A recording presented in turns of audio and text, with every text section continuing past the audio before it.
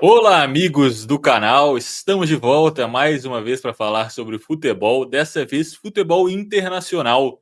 Vamos falar um pouco sobre mercado de transferências, algumas contratações aqui que eu e o Matheus achamos interessantes nas principais ligas do futebol europeu.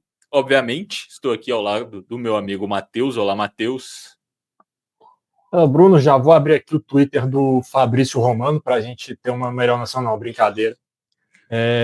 Vamos falar aqui, tempo que a gente não fala de futebol internacional, né? Começando ali no Mundial de Clubes, com alguns times europeus também, mas futebol da Europa, somente um tempinho que não falamos, desde a final da Champions, então, voltando um pouco a esse assunto. Exatamente. E se você gosta desse assunto transferências ou de futebol internacional, já deixa seu like, se inscreve aí no canal, comenta pra gente, para que a gente possa trazer mais conteúdos como esse. E Matheus, eu tenho uma pergunta. Nessa janela até agora, qual a contratação assim que você mais gostou? Tiveram boas contratações. Acho que a do Gyökeres pro Arsenal é um reforço que o time precisava muito ali de um centroavante, e ele fez quase 100 gols nas últimas 2 temporadas dele pelo esporte, então acho que tem uma questão de poder casar muito bem com o time do Arsenal. A contratação do Hulsen, ou Hausen, já vi essas duas pronúncias aí do Real Madrid, achei um bom reforço também, porque nas 2 últimas temporadas também o Real Madrid sofreu com lesões na defesa, o Militão ficou fora praticamente das 2 temporadas, o Alaba não conseguiu jogar também, então reforça a defesa, só que a principal para mim é a do Wirtz pelo Liverpool. Ele é um jogador que tem tudo para ser geracional, ele já foi eleito o melhor jogador da Bundesliga, foi campeão invicto com o Bayer Leverkusen, o que é um feito e tanto, olhando o time que ele estava e o desafiante que ele tinha, que era o outro Bayer, o de Munique. Então, realmente, o Wirtz tem tudo para ser uma estrela do futebol mundial. Foi caro, é verdade, mas o talento que ele tem acho que vale o investimento. Então, coloco o Florian Wirtz como a principal contratação da janela. Eu concordo, isso tudo aos 20 anos de idade, 21 anos de idade, né? Então, um cara novo ainda, já experiente e que tem muito a crescer na carreira e acrescentar essa equipe do Liverpool, que não tinha esse armador, né, esse camisa 10 na última temporada, e há algum tempo, inclusive, não tem, porque o Liverpool é muito esse time do 4-3-3, o Firmino foi o armador desse time por muito tempo, mas como um falso 9. E o Liverpool que parece que encontrou petróleo em Enfield, né? Porque não só pagou 120 milhões de euros, se eu não me engano, no Wirtz, como ainda trouxe Ekitike, trouxe o lateral direito do Bayer Leverkusen, que me fugiu o nome agora, Frimpong. Frimpong. E ainda tem outras especulações, né? Falam bastante de Alexander Isak, falam de mais um zagueiro. E agora parece que o Liverpool tem que começar a vender também. Eu ouvi de Luiz Dias no Bayern de Munique. Parece que já está fechado também. Exato, o Liverpool ainda contratou o Kerkez, lateral do Bournemouth, e já tinha contratado o Mamardashvili, goleiro do Valência, na janela anterior, mas que chega só agora ao time do Liverpool. E é impressionante mesmo, só para fazer uma comparação, que se confirmarem todas as especulações do Liverpool trazer ainda o Isaac e mais um zagueiro, só nessa janela o Liverpool vai gastar mais da metade do que gastou em toda a era Klopp, em contratações, mostrando que o perfil do Liverpool no mercado pode estar mudando consideravelmente com relação aos últimos anos.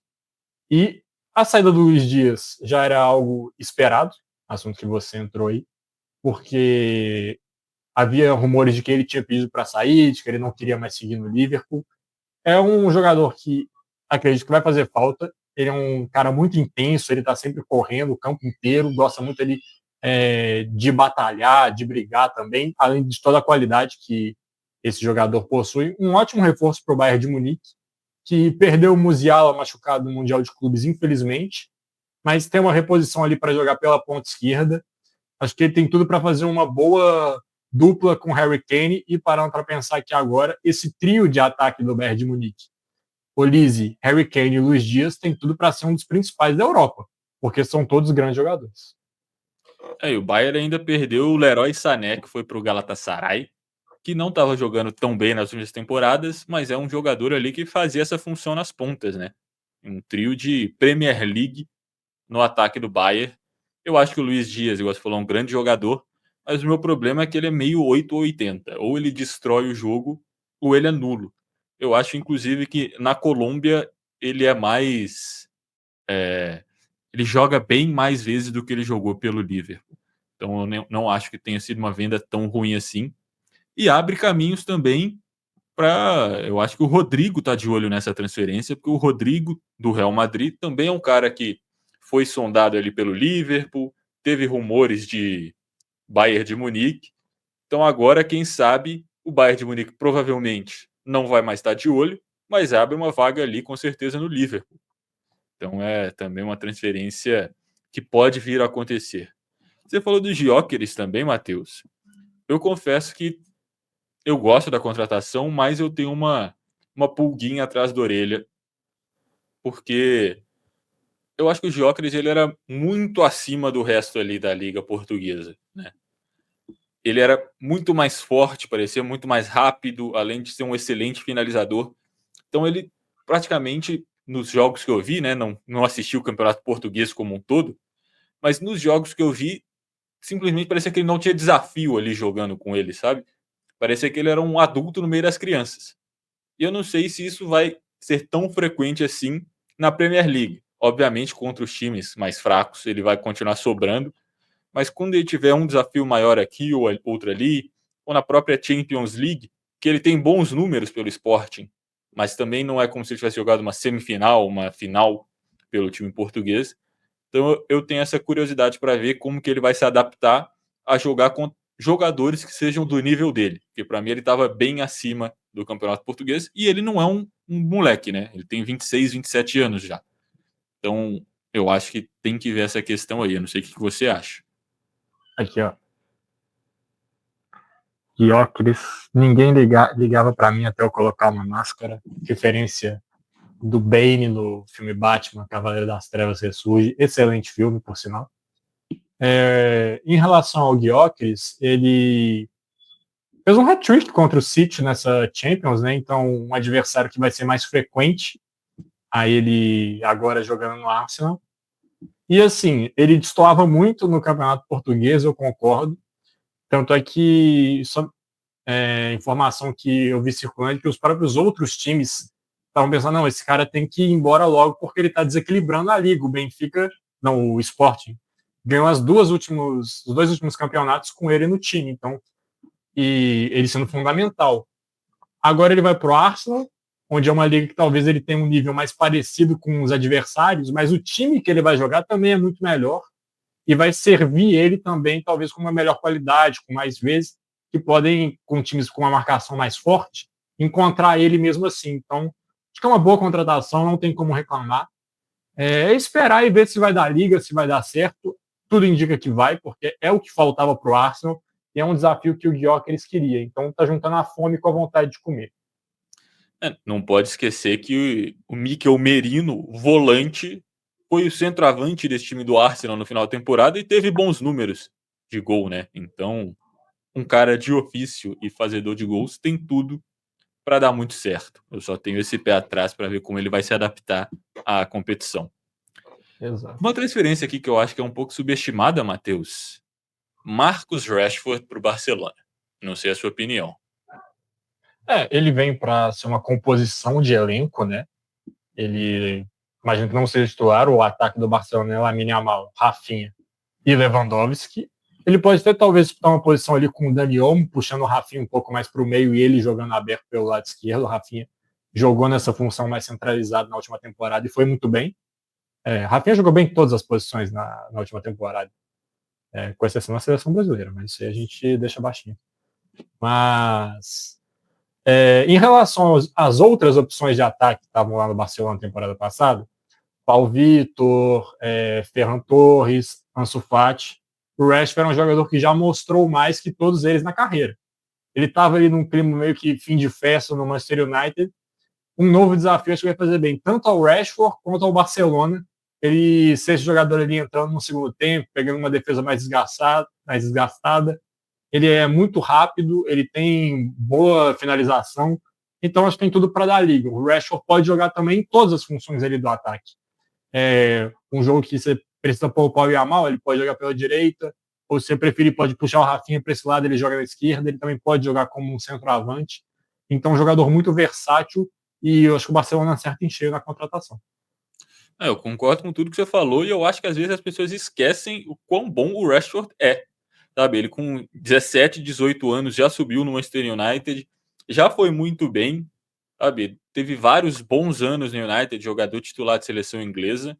Ele teve uma temporada mais ou menos ali, que ele não estava muito feliz mais no United, que é um time completamente bagunçado. Quando ele saiu, ele foi bem, né, continuou no campeonato inglês por outro time, ele teve bons jogos e agora ele vai para um Barcelona muito organizado, sabe, que ele não vai ser o principal jogador do ataque, que ele vai brigar por posição ou que ele vai entrar no segundo tempo. Eu acho que é uma excelente contratação. Eu acho que ele vai jogar muito bem nesse Barcelona. Eu acho que ele é muito bom. Acho que tem sido subestimado pelas últimas temporadas ali no United, mas ainda é novo e eu acho que ele joga muita bola. Sim, também concordo com você. E, Bruno, seguindo aqui um outro tópico que eu gostaria de ouvir a sua opinião, é sobre essa equação Real Madrid, que parece ser de difícil resolução aí, né? É um time que tem os principais jogadores do mundo ali, grandes estrelas, só que na última temporada não deu liga, e nesse momento, até o que a gente tem de vista do Mundial de Clubes também, já com um novo treinador, com essas novas peças, o time também passou por oscilações. O Xabi Alonso vai ter mais tempo agora para trabalhar o time. Pegaram os reforços do Alexander Arnold vindo em fim de contrato do Liverpool. Teve o Hulsen, zagueiro, também chegando. Mas será que é o suficiente para esse Real Madrid conseguir encaixar e voltar ao caminho das vitórias? O time passou em branco temporada passada. Eu acho que o desafio do Xabi Alonso é gigantesco. Não só de montar o time, como de controlar o vestiário, né? Por exemplo, você falou aí do Arnold, que chegou, que é um cara que já estava querendo para o Real Madrid, acho que há uns 2 anos ele já estava nessa disputa. Por exemplo, agora o Real Madrid também teve o retorno do Carvajal, que passou a temporada inteira praticamente machucado. Quem que vai jogar? Sabe? Um vai aceitar ser reserva do outro? Porque o Arnold acabou de chegar, chegou com muita pompa, com muita moral. Mas o Carvajal é o capitão do time, que está lá há vários e vários anos. São jogadores de características muito diferentes. Sabe? O Arnold é extremamente ofensivo. O Carvajal tem mais essa característica na defesa. Já vi até torcedor falando: e se a gente improvisar o Trent no meio-campo? Que é uma coisa que o torcedor do Liverpool está nesse debate já tem quase uns 10 anos, né, desde que o Arnold tinha 18 anos e subiu para o profissional. Além disso, tem toda a questão do Mbappé, né, que ele chegou, os números dele continuam muito bons, mas de todos os outros ao redor diminuíram. Isso é porque todo mundo teve uma temporada abaixo ou o Mbappé, que a chegada dele modificou e deixou os outros jogadores em volta em posições menos favoráveis.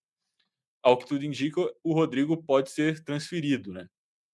Então vai perder essa peça que era extremamente importante. Será que o Real Madrid vai ao mercado para repor? Ou o Arda Güler, agora que parece que começou a ser titular? É um cara que chegou há um tempo com muita moral de ser uma futura estrela. Ele vai ter mais esse espaço? E o Vinícius? O Vinícius vai querer sair? Vai querer continuar jogando? Porque tem mais essa questão, né? O salário do Mbappé é muito mais alto que o de todo mundo. O Vinícius Júnior quer renovar agora. Mas ele olha, todo jogador tem um ego, né? Ele fala: por que eu ganho menos do que o Mbappé? Eu tô aqui há muito tempo, fui melhor do mundo, 2 vezes campeão da Champions, fazendo gol na final. Eu quero o mesmo salário, eu quero mais. Mas o Real Madrid sabe que quando trouxe o Mbappé, a promessa é que o Mbappé ia ser a cara do time. Então, se aumentarem o salário do Vinícius, o Mbappé vai chegar na porta do Florentino Pérez no dia seguinte falando: não, não, não, não, agora aumenta o meu. Então tem toda essa questão de ego, de mercado, que a gente não sabe ainda como que vai ser o Real Madrid. Peça para fazer um baita de um time tem, mas o problema é muito mais interno do que dentro de campo. E acaba que vira um efeito dominó também, porque você tem que acomodar Vinícius, Mbappé, Rodrigo e Bellingham. Vamos supor que o Rodrigo não saia, que ele continue no Real Madrid. Tem que tentar achar esses três, encaixar no time titular. Aí o Valverde, você tem que empurrar ele mais para trás no campo. E ele é um jogador que, em todas as funções que ele joga, ele vai muito bem. Mas eu gosto do Valverde quando ele gosta de pisar na área, quando ele chega também mais na frente para apoiar. Acho que essa talvez seja a melhor versão do Valverde, quando ele consegue vir de trás também como um elemento surpresa para ajudar no ataque. Com esses quatro, ele tem que ficar um pouquinho mais para trás. O Arnold, também com esses jogadores, será que ele vai conseguir subir tanto? Será que ele vai ter que ficar um pouquinho mais preso? Que não é a dele, você bem comentou, ele é um jogador muito ofensivo, na marcação deixa a desejar. Então é um problema de difícil resolução e acrescentando mais um ponto. O Xabi Alonso, no Bayer Leverkusen, ele jogava com três zagueiros, uma linha com quatro jogadores no meio campo, dois meias atacantes e um centroavante. Era mais ou menos assim que o esquema dele funcionava no Leverkusen. Ele vai querer repetir, vai tentar adaptar esses jogadores ao modelo dele de jogo. Então, aí, como se encaixaria o Bellingham nesse esquema, o Rodrigo, o próprio Valverde? Como é que ficaria essas questões dele tentar implementar o estilo de jogo dele ali nesse time? É mais uma questão para uma temporada do Real Madrid que começa cheia de incógnitas. É o próprio Vinícius, né? O Vinícius vai jogar de ala esquerda ou vai centralizar ele mais? Então tem muita coisa aí pro Xabi Alonso resolver. Acho que ele vai ser colocado aí num teste de fogo para ver se ele realmente é um grandíssimo treinador ou se ele tem que dar um passinho para trás, voltar ao que ele fez mais no Bayer Leverkusen antes de ter um desafio no nível do Real Madrid. E Matheus, eu tenho aqui duas transferências que eu confesso que eu gostei bastante. Eu não sei sua opinião. Modric para o Milan e Kevin De Bruyne no Napoli. Qual que é a sua opinião sobre elas? Assim, qualquer jogador que chegasse no Milan agora ia melhorar esse time. O Modric nem se fala, mesmo veterano, a qualidade que ele pode acrescentar àquela equipe que está necessitando de boas peças é absurda. Então, considero uma belíssima contratação. E do De Bruyne nem se fala. Assim. Talvez seja o melhor meia da história da Premier League. Não seria nenhum exagero falar isso. Ganhou 6 títulos com o Guardiola, com times assim formidáveis, batendo 90 pontos várias temporadas. E uma até fez 100 pontos. Melhor jogador do campeonato diversas vezes também. Chega no Napoli agora, um time que já foi muito bem na temporada passada, pode acrescentar e muito a qualidade desse time. A questão com relação ao Napoli, que eu fico um pouco pé atrás, em todos os trabalhos da carreira, o Antônio Conte teve prazo de validade. Até onde vai esse Napoli dele? Será que ele vai conseguir esticar um pouco mais? Ou já logo nessa segunda temporada as coisas vão começar a degringolar? Então, é um ponto para ficar de olho, mas sim, acho que foram duas excelentes contratações e chama atenção para o futebol italiano também. Eu gosto desse movimento porque são dois caras muito vitoriosos, jogadores mais experientes, principalmente o Modric, né? Que nos últimos anos a gente via esses caras indo para a Arábia ganhar dinheiro, indo para a MLS curtir umas férias remuneradas, mas não, eles se mantiveram em alta competição, em times grandes, times de pressão e times de um bom campeonato, que é o campeonato italiano, né? É um campeonato top 5 ali da Europa. São times que vão brigar por título, obviamente ainda vão ganhar muito dinheiro, mas mostra que os jogadores ainda têm vontade de competir. Sabe? Eu gosto dessa movimentação. Muito mais legal do que você ver um cara indo para a Arábia, para os Estados Unidos. Sabe? Vai para o Milan ajudar na reconstrução. Vai para o Napoli para brigar na Champions League, sabe? Eu acho muito legal isso. E, igual você falou, também traz mais olhos para o campeonato italiano. Nós somos defensores aqui que jogadores deveriam olhar mais para onde eles vão ser transferidos, porque morar na Itália deve ser muito. Exato. Itália é um país muito bom, comida maravilhosa. E tem mais algum assunto que você gostaria de puxar? É, Ou só nessa mesma toada, eu queria saber a sua opinião sobre a transferência de Rodrigo De Paul do Atlético de Madrid para a gangue do Messi no Inter Miami? Os dois não conseguem ficar longe, né? Não estou insinuando nada, mas é uma relação muito próxima que esses dois têm, assim, então depois não consegue ficar longe do seu muito amigo Lionel Messi. E assim, é um ambiente que ele vai poder relaxar, vai poder ter um tempo entre as partidas muito grande, mas olhando esportivamente, é bem complicada a escolha do Depô. Mas assim, cada um sabe de si. Já foi campeão do mundo, já se sente realizado, vai jogar com o amigo dele. Pô, ele chutou o balde legal na carreira, né? Ele não é um cara velho, ele ainda tá no tem uma boa idade, estava no Atlético de Madrid sendo um dos melhores jogadores do time, simplesmente vai para a MLS 100% por causa do Messi, né. Essa transferência eu acho que ninguém tem dúvidas de por que ela aconteceu. Para mim, assim, esportivamente não faz o menor sentido para o Depou, mas ele gosta muito do Messi, essa é a verdade. Exato. E quer dar só uma palavrinha aqui do Manchester City, que também se reforçou bastante nessa temporada. Ver Pode se a falar. notícia que trouxe mais um goleiro, o Trafford, que estava do Burnley, e era da base do Manchester City, foi vendido a esse outro time inglês e agora volta ao time do Guardiola. Ele que vem da sua pior temporada na carreira, né, não conquistou nenhum título, ficou em terceiro lugar na Premier League, coisa que para o Guardiola já é uma crise gigantesca, ele não ser nem campeão, nem vice-campeão no campeonato de pontos corridos. Já tinha gastado muito dinheiro na janela de meio de temporada da Europa, e agora continua também com algumas contratações, trouxe o Reinders do Milan, trouxe o Cherki do Lyon, jogadores para encorparem esse time do City, fazer essa transição que foi muito debatido sobre um fim de ciclo em alguns jogadores ali dessa última temporada. O próprio De Bruyne, que a gente falou, Bernardo Silva, Kyle Walker, que já foi embora também.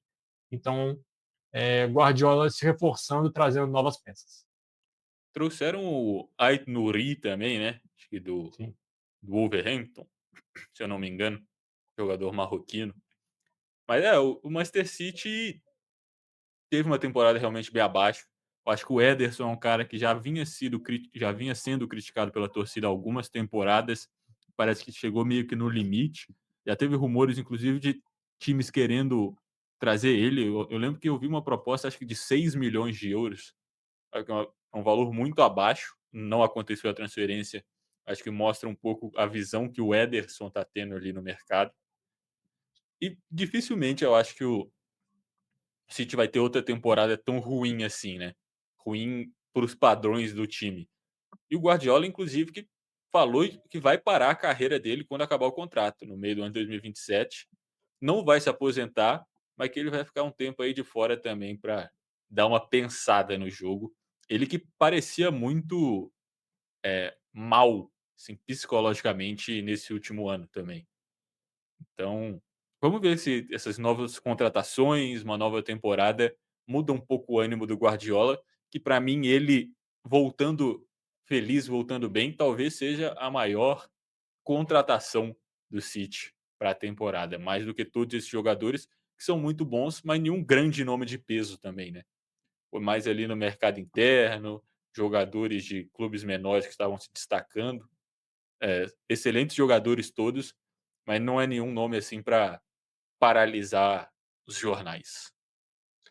E outra coisa que é para assustar os outros times da Premier League é o Guardiola chegar com aquela sensação. Vocês estão duvidando de mim porque essa temporada foi abaixo? Me aguardem na próxima temporada. Ver o Guardiola com esse espírito, nenhum time que enfrenta ele gosta de ver, porque o cara é simplesmente absurdo. Guardiola que deixou o bigode, inclusive. Veremos um novo Pep aí na beira do gramado. Exato. Foi tudo, né? Tem muita coisa aqui também que a gente não falou, mas no horário aqui do vídeo também. Acho que a gente pode deixar para uma parte 2 aí, quem sabe. Podemos, acho que tem muito assunto ainda para tratar. A janela ainda está aberta, então novas contratações podem acontecer a qualquer momento. Fabrício Romano continua trabalhando, daqui a pouco tem mais Here We Go. A gente pode também fazer esse mesmo formato com clubes brasileiros, também tem bastante assunto aí. Deixa aí Sim. nos comentários o que você acha E além disso, quem chegou até aqui no vídeo tem que fazer o quê, Matheus? Tem que se inscrever no canal, se ainda não for inscrito, deixar o like no vídeo, para o YouTube entender que é um vídeo legal, e comentar aqui embaixo também sobre o que você achou dessas transferências, sobre o que você achou dessas contratações, e compartilhar o vídeo com algum amigo, com algum estranho, com todas as pessoas que você conhece e não conhece, para o nosso conteúdo seguir crescendo. E é isso, galera. Um abraço e até a próxima. Falou!